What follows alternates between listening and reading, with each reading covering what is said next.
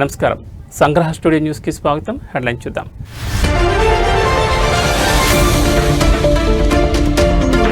ఢిల్లీ పేలుడు కేసులో బయటపడుతున్న సంచలనాలు. జనవరి 26న ఎర్రకోట వద్ద పేలుడుకు భారీ స్కెచ్.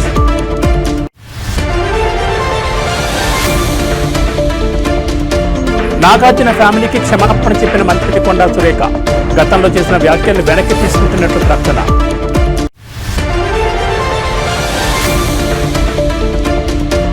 తాడిపత్రిలో మరోసారి టీడీపీ వైసీపీల మధ్య ఉద్రిక్తత.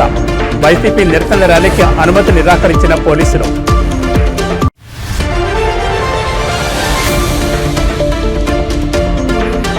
శంషాబాద్ ఎయిర్పోర్ట్లో కొనసాగుతున్న ముమ్మర తనిఖీలు. 3 కోట్ల విలువైన ఎలక్ట్రానిక్ సీజ్. ఇక డీటెయిల్స్ చూస్తే దేశ రాజధాని ఢిల్లీలో జరిగిన కారు పేలుడు ఘటన దర్యాప్తులో విస్తుపోయే నిజాలు వెలుగులోకి వస్తున్నాయి. ఈ కేసులో దర్యాప్తు సంస్థలు విచారణను వేగవంతం చేయగా దీని వెనుక ఉన్న భారీ ఉగ్రకుట్ర వివరాలు ఒక్కొక్కటిగా బయటపడుతున్నాయి.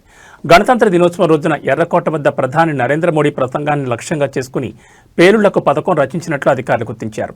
ఈ కుట్రకు 5గురు ఉన్నత విద్యావంతులైన డాక్టర్లు సూత్రధారులుగా ఉండడం దేశవ్యాప్తంగా తీవ్ర ఆందోళన కలిగిస్తోంది. విచారణలో భాగంగా ఫరీదాబాద్లోని అల్ ఫలాహ్ యూనివర్సిటీ ఆసుపత్రిలో పనిచేస్తున్న డాక్టర్ ముజ్మిల్ను పోలీసులు అరెస్ట్ చేశారు.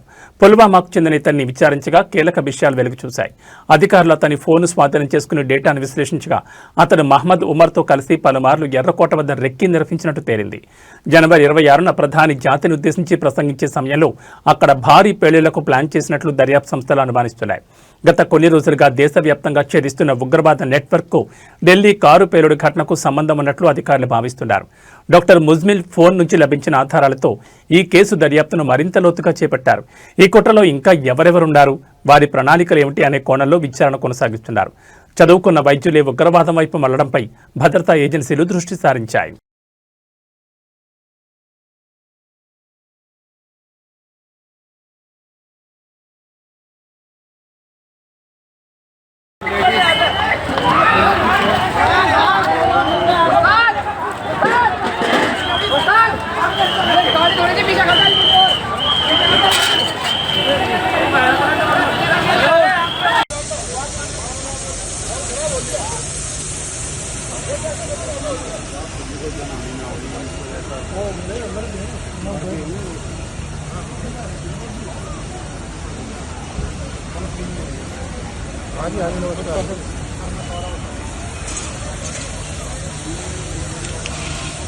దేశ రాజధాని ఢిల్లీలో వాయు కాలుష్యం తీవ్ర స్థాయిలోనే కొనసాగుతోంది. వరుసగా 3వ రోజు బుధవారం కూడా గాలి నాణ్యత సూచి 400 పైన తీవ్ర కేటగిరీలోనే నమోదైంది. నగరాన్ని దట్టమైన పొగమంచు కమ్మేయడంతో చాలా ప్రాంతాల్లో దృశ్యమానత గణనీయంగా పడిపోయింది. దీంతో ప్రజలు స్వచ్ఛమైన గాలి కోసం అల్లాడిపోతున్నారు. కేంద్ర కాలుష్య నియంత్రణ మండలి విడుదల చేసిన డేటా ప్రకారం బుధవారం ఉదయం గీత కాలనీ, లక్ష్మీనగర్ రోడ్ ప్రాంతంలో గాలి నాణ్యత సూచి 413గా నమోదైంది. ఇండియా గేట్, కర్తవ్యపథ్ పరిసరాలను సైతం విషపూరిత పొగమంచు కప్పేక అక్కడ AQI 408గా ఉంది. నగరంలోని ఇతర ప్రాంతాలైన ఆనంద్ విహార్లో 438, అశోక్ విహార్లో 439, చాందినీ చౌక్లో 449, ద్వారకా సెక్టర్ 8లో 422, ITOలో 433, జహంగీర్పురిలో 446, ఆర్కేపురంలో 432, రోహిణిలో 442గా గాలి నాణ్యత నమోదైంది. ఇంతటి కాలుష్యానికి ఎక్కువసేపు గురైతే తీవ్రమైన శ్వాసకోశ, గుండె సంబంధిత సమస్యలు వస్తాయని నిపుణులు హెచ్చరిస్తున్నారు. గాలి నాణ్యత క్షీణిస్తున్న నేపథ్యంలో ఢిల్లీ ప్రభుత్వం కీలక చర్యలు చేపట్టింది. Graded response action plan stage 3 చర్యలను అమలు చేయడంలో భాగంగా 5వ తరగతి వరకు విద్యార్థులకు బుధవారం నుంచి హైబ్రిడ్ విధానంలో తరగతులు నిర్వహించాలని నిర్ణయించింది.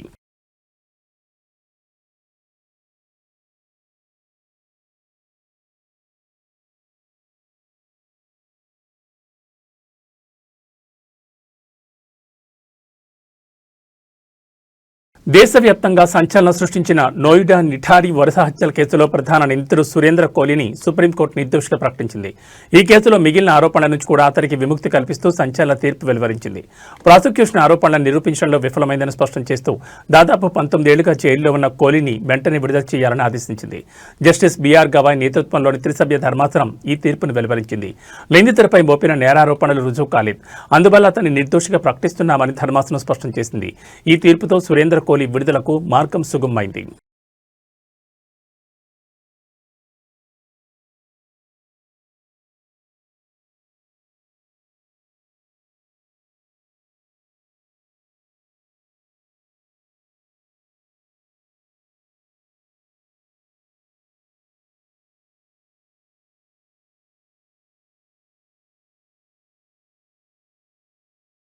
తెలంగాణ మంత్రి కొండా సురేఖ ప్రముఖ నటుడు అక్కినేని నాగార్జున కుటుంబానికి క్షమాపణ చెప్పారు. గతంలో తాను వారిపై చేసిన వ్యాఖ్యల పట్ల పశ్చాత్తాపం వ్యక్తం చేస్తూ అర్ధరాత్రి ట్వీట్ చేశారు. నాగార్జున కుటుంబాన్ని కించపరిచే ఉద్దేశం తనకు లేదని, తన వ్యాఖ్యల వల్ల వారు బాధపడి ఉంటే చింతిస్తున్నారని ఆమె పేర్కొన్నారు. గతంలో తాను చేసిన వివాదాస్పద వ్యాఖ్యలను పూర్తిగా వెనక్కి తీసుకుంటున్నట్లు కొండా సురేఖ తన ట్వీట్లో పేర్కొన్నారు. అయితే అర్ధరాత్రి 12 గంటలు దాటిన తర్వాత ఆమె ట్వీట్ చేయడం రాజకీయ సినీ వర్గాల్లో చర్చనీయాంశంగా మారింది. కొంతకాలం క్రితం బీఆర్ఎస్ నేత కేటీఆర్ను విమర్శించే క్రమంలో కొండా సురేఖ అక్కినేని నాగార్జున కుటుంబంపై, ముఖ్యంగా నాగ చైతన్య సమంత విడాకుల అంశంపై వ్యక్తిగత వ్యాఖ్యలు చేయడం తెలిసిందే. ఈ వ్యాఖ్యలు తీవ్ర వివాదానికి దారితీశాయి. కొండా సురేఖ వ్యాఖ్యలపై నటుడు నాగార్జున తీవ్రంగా స్పందించారు. ఆమెపై పరువు నష్టం దావా కూడా వేశారు. మరోవైపు నాగ చైతన్య సమంత సైతం తమ విడాకులు పరస్పర అంగీకారంతో తీసుకున్న వ్యక్తిగత నిర్ణయమని, తమ పేర్లను అనవసరంగా రాజకీయ వివాదాల్లోకి లాగొద్దని విజ్ఞప్తి చేశారు. సినీ పరిశ్రమకు చెందిన పలువురు ప్రముఖులు కూడా సురేఖ వ్యాఖ్యలను ఖండించారు. ఈ పరిణామాల నేపథ్యంలోనే మంత్రి కొండా సురేఖ వెనక్కి తగ్గి క్షమాపణ చెప్పినట్టు తెలుస్తోంది.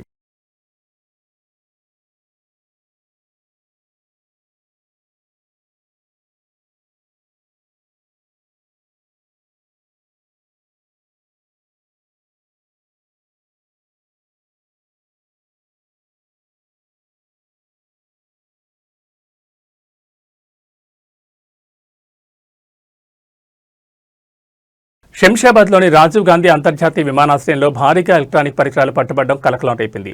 అబుదాబి నుంచి వచ్చిన 2 ప్రయాణికుల వద్ద సుమారు 3 కోట్ల విలువైన వస్తువులను సెంట్రల్ ఇండస్ట్రియల్ సెక్యూరిటీ ఫోర్స్ అధికారులు స్వాధీనం చేసుకున్నారు. నిందితులను అదుపులోకి తీసుకుని విచారిస్తున్నారు. నిత్యం ప్రయాణికులతో రద్దీగా ఉండే శంషాబాద్ విమానాశ్రయంలో అధికారులు కట్టుదిట్టమైన భద్రతా తనిఖీలు నిర్వహిస్తున్నారు. ఈ క్రమంలో అబుదాబి నుంచి వచ్చిన 2 ప్రయాణికుల ప్రవర్తన అనుమానాస్పదంగా కనిపించడంతో సిఐఎస్ఎఫ్ సిబ్బంది వారిని అదుపులోకి తీసుకున్నారు. వారి లగేజ్ బ్యాగ్లను క్షుణ్ణంగా తనిఖీ చేయగా పెద్ద సంఖ్యలో డ్రోన్లు, ఎలక్ట్రానిక్ స్మార్ట్ వాచ్లు, ఖరీదైన ఐఫోన్లు బయటపడ్డాయి. స్వాధీనం చేసుకున్న ఎలక్ట్రానిక్ వస్తువుల విలువ సుమారు 3 కోట్లుంటుందని అధికారులు అంచనా వేశారు. నిందితులను సూర్యప్రకాష్, మహమ్మద్ జాంగీర్గా గుర్తించారు.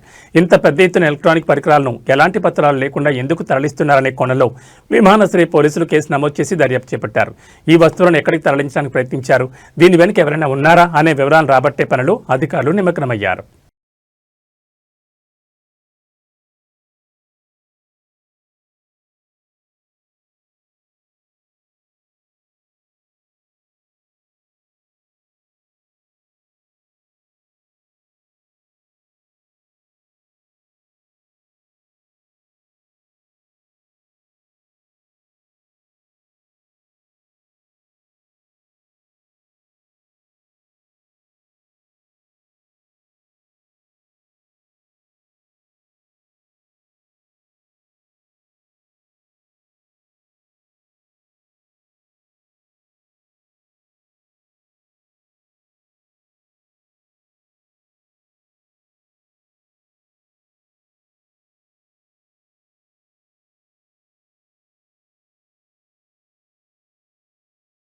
అనంతపురం జిల్లా తాడిపత్రిలో మరోసారి రాజకీయ వాతావరణం వేడెక్కింది. టీడీపీ, వైసీపీ వర్గాలు పోటాపోటీగా కార్యక్రమాలు చేపట్టడంతో ఉద్రిక్త పరిస్థితులు నెలకొన్నాయి.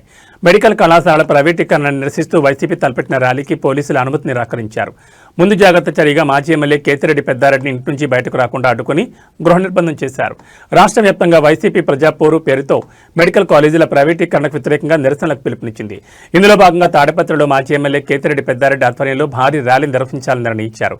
అదే సమయంలో స్థానిక టీడీపీ ఎమ్మెల్యే జేసీ అస్మిత్ రెడ్డి పట్టణంలో పలు అభివృద్ధి పనులకు శంకుస్థాపన కార్యక్రమాలు చేపట్టారు. ఒకే రోజు 2 ప్రధాన పార్టీలు కార్యక్రమాలు నిర్వహిస్తుండటంతో శాంతి భద్రతల సమస్య తలెత్తుందని భావించిన పోలీసులు కేతిరెడ్డి పెద్దారెడ్డి ర్యాలీకి అనుమతి లేదని స్పష్టం చేశారు. ఈ ఉదయం ఆయన ఇంటి నుంచి బయటకు రాకుండా పోలీసులు అడ్డుకున్నారు. దీంతో పోలీసుల తీరుపై కేతిరెడ్డి తీవ్ర ఆగ్రహం వ్యక్తం చేశారు. ఒక పార్టీ ఇన్ఛార్జిగా నేను కార్యక్రమం చేసుకోకూడదా, నా ర్యాలీని ఎలా అడ్డుకుంటారంటూ ఆయన పోలీసులతో వాగ్వాదానికి దిగారు. MLA Asmith Reddy, municipal chairman JC Prabhakar రెడ్డికి అనుకూలంగా పోలీసులు వ్యవహరిస్తున్నారని మండిపడ్డారు. శాంతి భద్రతల దృష్ట్యానే ఈ నిర్ణయం తీసుకున్నామని పోలీసులు నచ్చజెప్పే ప్రయత్నం చేసినప్పటికీ ఆయన శాంతించలేదు. తనను ఎందుకు అడ్డుకుంటున్నారో లిఖితపూర్వకంగా ఇవ్వాలని డిమాండ్ చేశారు. ఈ పరిణామాలతో తాడిపత్రిలో ఏం జరుగుతుందోనన్న ఉత్కంఠ నెలకొంది. ఎలాంటి అవాంఛనీయ ఘటనలు జరగకుండా పోలీసులు భారీ బందోబస్తు ఏర్పాటు చేశారు.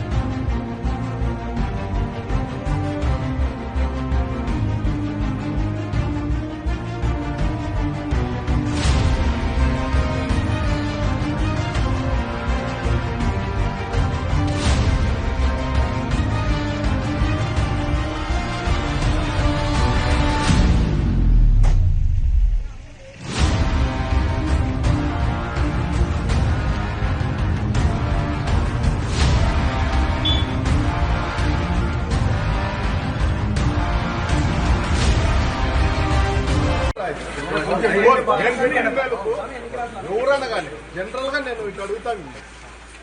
నేను నీకు లెటర్ ఇచ్చా యోగక్షేమాలు ఎట్టున్నారు సార్ అని. నేను బాగుండా అని చెప్తే నువ్వు నాకు జవాబు ఇచ్చినట్లే కదా అది లెక్క. నువ్వు దీంట్లో ఏముందో చెప్పు. నాకు చదువు రాదు, నువ్వే చదువు అర్థం లేదు ఏం లేదు. మీరు రాయించే అదే రాసి వైట్ పేపర్ తప్ప పైకి